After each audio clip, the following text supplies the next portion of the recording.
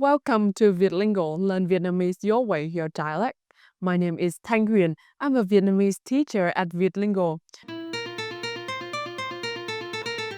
Start learning Vietnamese. What is the biggest challenge? Most students immediately say the tones. And yes, pronunciation takes practice. But what if I tell you that while you are working on the tones, the grammar is actually incredibly straightforward, especially compared to English? If you struggle with verb conjugation, confusing plurals, on inconsistent rules, Vietnamese grammar is going to feel like a breath of fresh air. Today, we're breaking down 7 reasons why learning Vietnamese grammar might be the easiest part of your journey. Let's listen to a quick chat between David and Hằng, who are comparing their experience learning a language. Hằng ơi, cậu đang làm gì đấy? Tớ đang ôn lại ngữ pháp tiếng Anh. Đau cả đầu. Tớ cũng thấy thế. Học tiếng Việt dễ hơn nhiều nhỉ? Chính xác. Tiếng Việt không cần chia động từ, chỉ cần nói đã ăn, đang ăn, sẽ ăn. Đúng rồi, ngữ pháp tiếng Việt là dễ nhất. Hằng and David are right. Vietnamese grammar is very direct. By the end of this lesson, you'll be able to understand the fundamental ways Vietnamese simplifiers grammar compared to English, recognize how Vietnamese handle tense, possessions, comparison, and more with challenging word forms. Feel much more confident and motivated about your ability to form Vietnamese sentence. Let's dive in. We're going to look at the 7 key areas where Vietnamese grammar make your life easier than English. Reason 1. Words never change form. No conjugation, no plurals. This is the golden rules of Vietnamese. In English, words are always changing. Verbs change based on the subject. I run, she runs. Nouns change when they are plurals. Books versus books. Child versus children. In Vietnamese, words never change their form ever. How about the grammar point? Immutable words. The verb chạy, to run is always chạy. The noun sách, book is always sách. For example, verbs with different subject. Tôi học tiếng Việt. Anh ấy cũng học tiếng Việt. Whether the subject is tôi or anh ấy, the verb học remain the same. We don't add an s. Tôi có một quyển sách, chị ấy có 5 quyển sách. Whether it's one book or 5 books, the word sách does not change, we just add the number. And another example, trẻ em rất thích chó và mèo. To talk about dogs and cats in general, we just use the word chó and mèo. We don't need a plural form. Reason 2, simple tense. Since verbs don't change, how do we show the tense? English has 12 complex tense. Vietnamese just add a time marker word before the verb. Đã, đang, sẽ. We primarily use the 3 markers. Đã, past marker. Đang, present continuous marker, happening right now. Sẽ, future marker. Let's look at the verb ăn. Tối qua, chúng tôi đã ăn bún chả. We use đã because it happened last night. The verb ăn stay the same. Bây giờ, tôi đang ăn trưa. We use đang because it's happening right now. Ngày mai, gia đình tôi sẽ ăn ở nhà hàng. We use sẽ because it will happen tomorrow. So, one cultural tips for you. In casual Northern Vietnamese conversation, if the context is obvious, like using hôm qua, yesterday, we often drop the time marker. Hôm qua, tôi ăn phở is perfectly natural and very common. Reason 3, easy comparison and superlatives. In English, you have to memorize different forms or rules. Good, better, best, expensive, more expensive, most expensive. In Vietnamese, the adjective never changes. We just add 2 simple words after the adjective. Hơn, more, comparative markers. Nhất, most, superlative marker. Let's use the adjective ngon. Cà phê ở đây ngon hơn cà phê ở kia. To make it comparative, we just add hơn after the adjective ngon.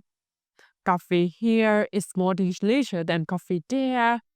Với tôi, phở là món ăn ngon nhất. To make it superlative, we just add nhất after adjective. Chị ấy nói tiếng Anh giỏi hơn tôi. We can use this with adjective describing skill like giỏi. Reason for, simple possession. In English, you have to memorize my, your, his, her, is out there. In Vietnamese, you primarily use just one word to show possession. Của, meaning of or belonging to. The grammar point in here, now plus của plus owner. For example, đây là điện thoại của tôi. This is the phone belonging to me. Giáo viên của anh ấy rất tốt bụng. Teacher belonging to him is very kind. Cái bút này là của ai thế? We use của ai to ask whose. Thế is a common northern questions particle. If the relationship is close or obvious, Vietnamese people often drop của, making it even easier. Mẹ tôi, my mom, is more natural than mẹ của tôi. Reason 5. Straightforward. Conditionals. If, then. Conditional sentences in English are complex. If I were you, or if I had known, I would have done this. There are 4 main types with different grammar rules. Vietnamese primarily use one simple logical structures for almost all situations. Nếu, thì. Nếu trời mưa, thì chúng ta sẽ ở nhà. A direct cause and effect using the standard structures. If it's rain, then we will stay home. Nếu em mệt thì em nên nghỉ ngơi. We use the same structures for advice. And the third example, nếu tôi trúng xổ số thì tôi sẽ mua một cái nhà mới. Even for unlikely or unreal situations, the basic structures remain the same. We don't change the verb tense like English. Reason 6. Logical prepositions of time. In, on, at. English learners often struggle with in, on, and at. In the morning, on Tuesday, at 5 p.m., at the weekend, the rules seem random.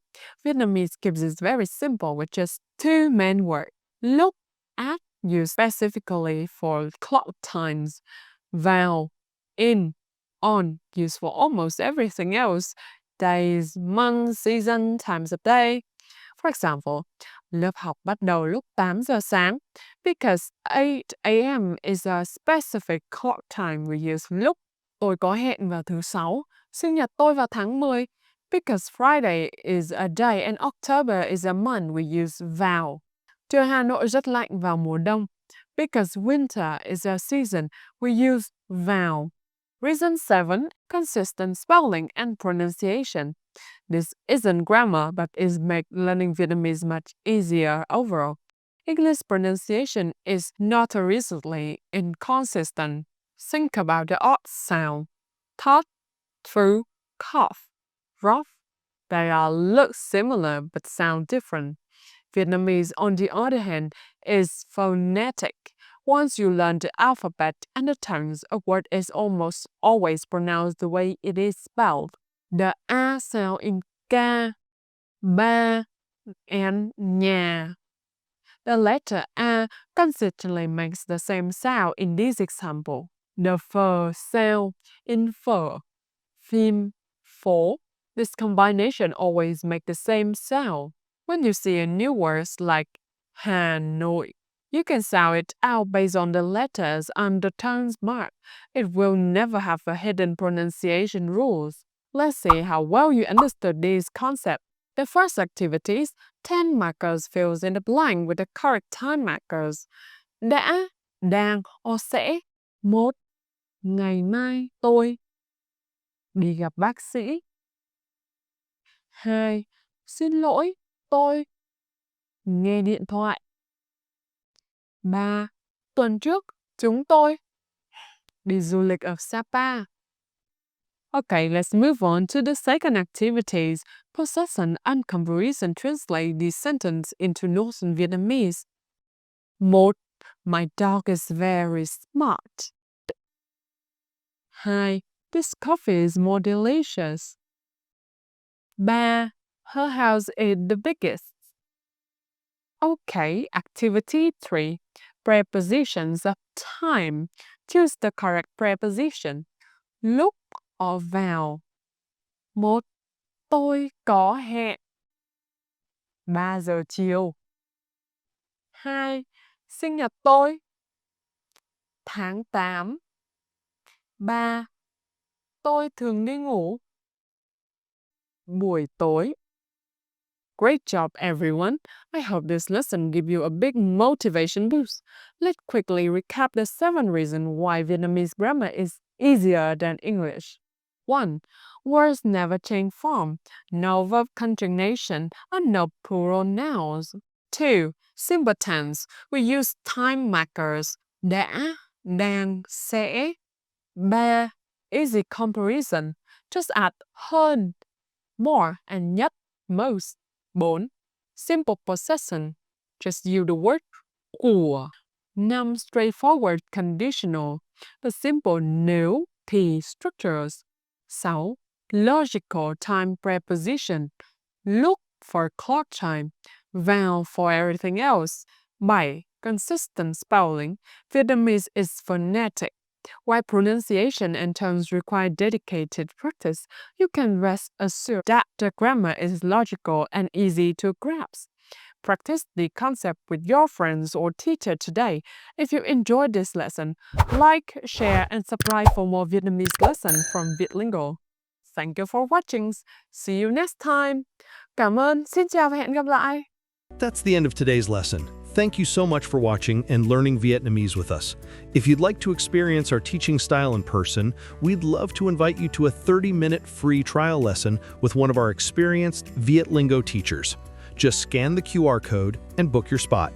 We've helped thousands of learners around the world speak Vietnamese with confidence, and we can help you too.